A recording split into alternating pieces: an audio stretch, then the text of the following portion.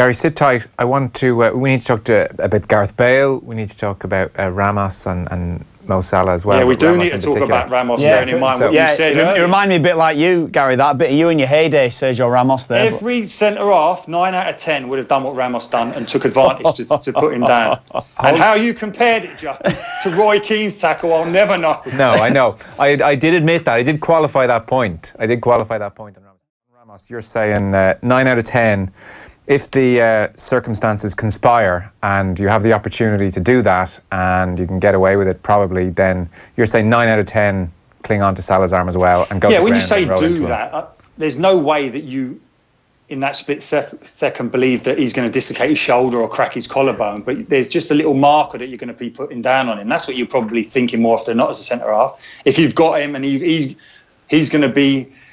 you're going to be able to land on top of him, then you're going to take that advantage. Of course you are. And Ramos is an uncompromising defender. I think he's a fabulous defender. The only thing that annoys me at times is his histrionics in terms of when he gets the merest of touches. But that's something that is the case in La Liga. We've seen the great Pep Guardiola Barcelona team. They're unbelievable. You couldn't even touch Busquets without him going down. So that's something we've always...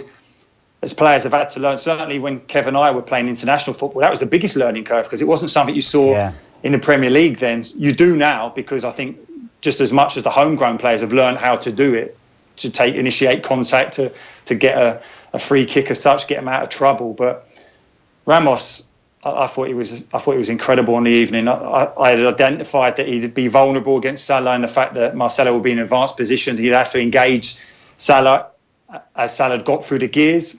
He's not as quick as he once was, but he was just so dominant. Obviously, it helped the fact that Salah went off so early, but I wouldn't attribute any blame as such. The way you guys were saying to it initially was, at the beginning of the show, I'm thinking you're kind of like saying it as if it was like something Brian O'Driscoll had experienced with that spear tackle on the Lions tour.